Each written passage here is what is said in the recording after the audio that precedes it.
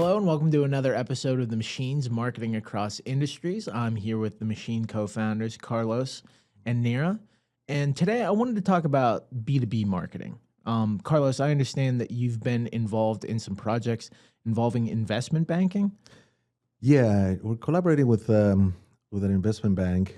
It's a boutique investment bank. They do a lot of work on deep tech, biotech, robotics, AI. They kind of manage M&As or raising venture capital or any other investors. So that's kind of their angle. So we do a lot of work with them. Excuse me. Mainly the bulk of what we do is actually work on investor decks, which are a huge thing at the moment of raising capital, right? Oh, absolutely. Yeah. Well, mergers, acquisitions, venture capital. Mm-hmm. So what is the audience there? So the audience is it varies a little bit by deal, right? Mhm. If it could be like you said, be a VC firm, just looking to invest in a new upcoming technology. It could be a strategic alliance or a strategic acquisition. Somebody who's looking to either move vertically or horizontally, in terms of the value chain.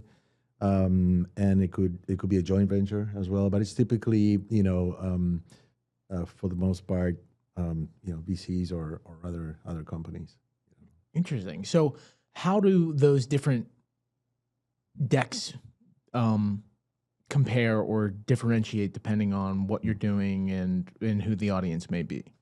Yeah, sure. So they, funny enough, they're kind of similar. They're Okay. kind of they're not that different.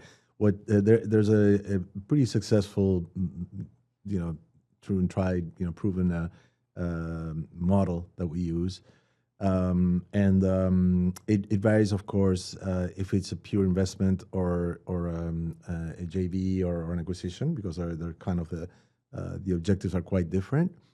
So that's getting to the specifics, but beyond that, the model is typically pretty standardized and effective as we work on it. So what does that model look like? So the models, one thing that's important is keep it brief.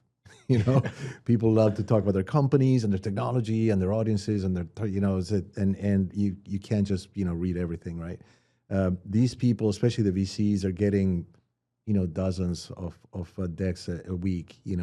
They split up among their partners to inspect and whatnot, and they can't go through a 50-page deck. Yeah. So sometimes when you get to the tail end of a sale or something, you do get into longer decks with a lot more detail. But for the most part, it's a 20-page document. Just keep it simple and brief. And you want to you kind of want to. There's certain things you need to hit. One is the silly may sound, the cover. The cover page is the opener. The cover page will make the executive open it or not. You Yeah. know, and it needs to be powerful. It needs to tell a very has a strong visual and tell a compelling story. That what are you doing? How are you changing the industry? This is not you're not trying to sell more toothpaste here. Yeah. You're reinventing. Typically, tech companies are reinventing some kind of industry or another, right? They're disrupting it at minimum. So you want a strong bold statement. Then you go straight into, you open up with the problem. What is the issue? What is the issue? What's the urge? You want to exaggerate realistically, but you don't want to downplay it, right? Yeah. So you kind of expose the size, the scale, and the severity of the issue, right? And immediately followed by the solution. Okay, there's this huge issue going on in the world, or in certain business, or in this industry. Here's a solution, right? And again, be very strong about that. Then you kind of move onto the tech. What? Oh no, sorry. Well, yeah, in different order. Then you kind of like move into the TAM, the total addressable market. So what's the size of this issue? How many people are going to? How many buyers are going to be there? How many? So you kind of really detail the scale, whether it's a global thing or local, whatever the case may be. Then you move into a tech. Okay, this is how we told you before how we can solve it. Now this is a tech and how it works and why it solves it. Right. So you put that front and center to get that message across. Right. and then you move on to the team, and just like a job search, no time to be modest, right? So you talk about the team, you put all the relevant experience. Even a lot of startups, especially, they have advisory boards that can open doors, that can give you good coaching and bring a lot more value to the small team of a startup, if it is a startup. And then you close with like some strong financials, of course, right? So something when I say strong, it's not just obviously the numbers need to be good, right? Oh yeah. But strongly presented. What charts are you going to show? Why? How clear is it? The path, everybody loves the hockey stick, right? That's like a classic, but it all needs to make sense and really appeal to the sense of investors. Be like, yeah, that's I can dig that, kind of bring them into that, and yeah, and then kind of pretty much a strong closing page that will make them want to learn more about the investment opportunity. But bottom line, in 20 pages, you have plenty of room to all that. That's really interesting because it's almost the reverse of what you would think, because most people think in investment, we're going to lead with the numbers, the numbers are everything. So have you found that narrative and design is as important in these types of pitches as the financials themselves? Yeah, absolutely. That's a great question. So I think, like I said, if you start with the numbers, right? And yeah, it's a very good point. You might think, right? That's where people are, well, tell me about the numbers, and then let's see if I'm interested. But if you start with the numbers, you're kind of like lost. Okay, yeah, great. These are great numbers. What are you guys doing? And there's also another.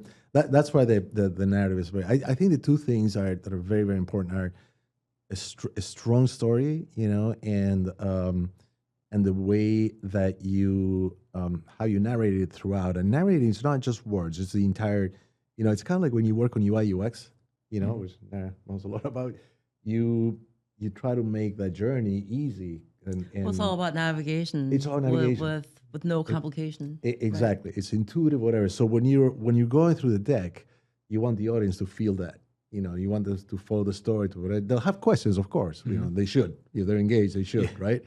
But it's an easy kind of path, and not something like what's this or what's the other, and kind of question where does this number belong, and so that's kind of what's important. I have to, if you don't mind, just add that any way you navigate through UI UX or through this investor deck is that the key point is to find the solution, to understand the company's solution and how they're going to go about making things better, being innovative, and so forth. So I think it's the narrative, the navigation to solutions.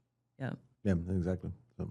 Friction out of the way. Yeah. And you know what? If you these are pretty huge projects, by the way. I don't know how aware the general audience is, but like an investor deck, there's an annual report, right?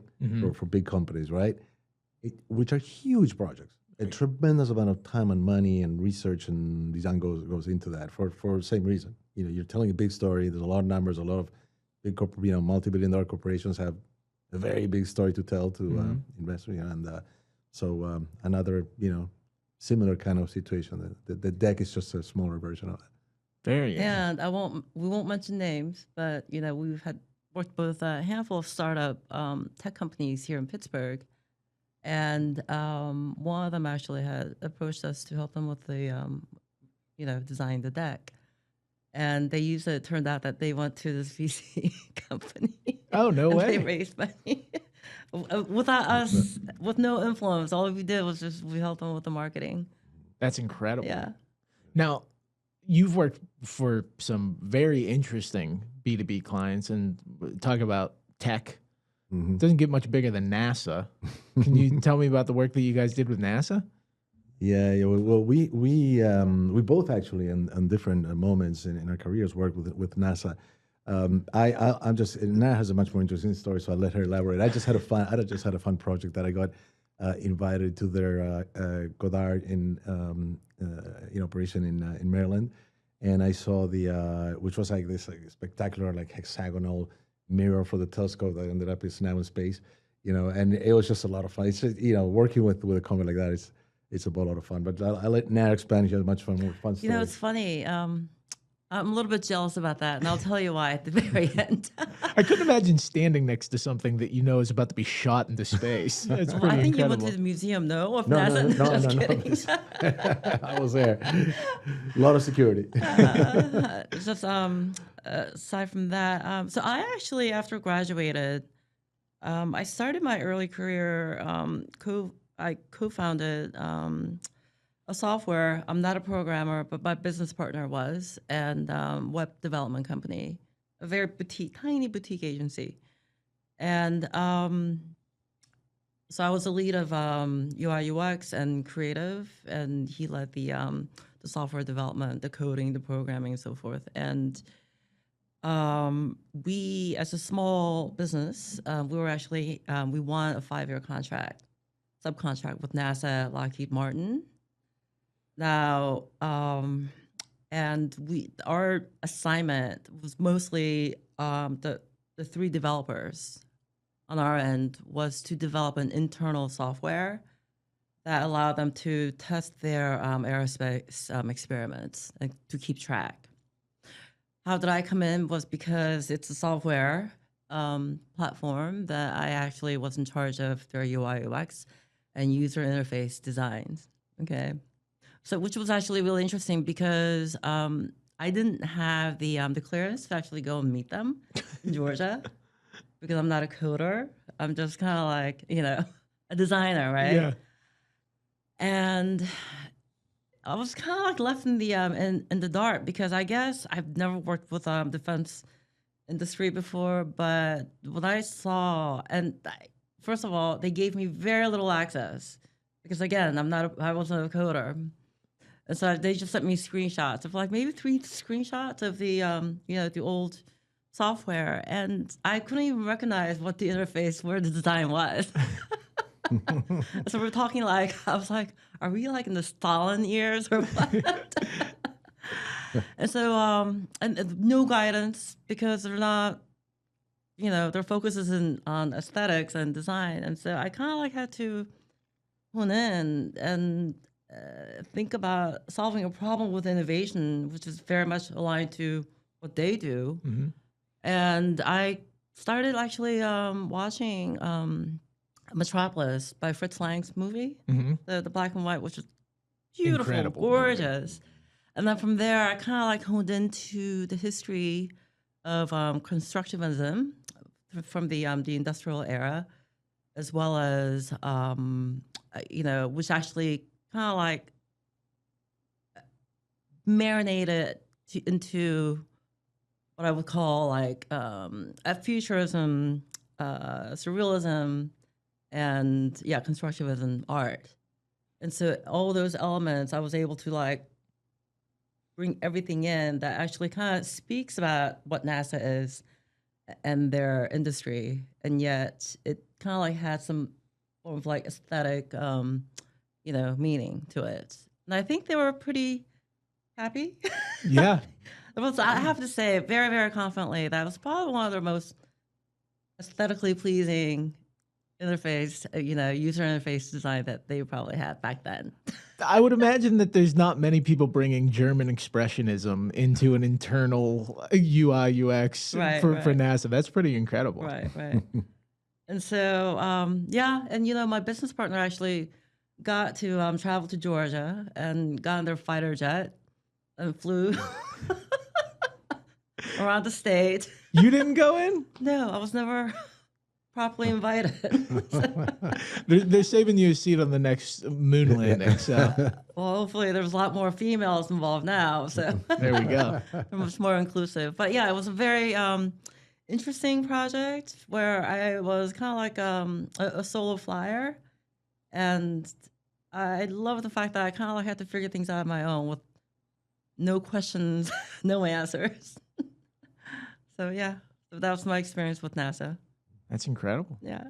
Well, thank you again for being here. This Thanks, has been The Machines, Marketing Across Industries. If you are interested in more podcasts, head over to themachine.biz/podcast. Carlos, Naera, thank you again for being here. Thanks, Evan. Thank you.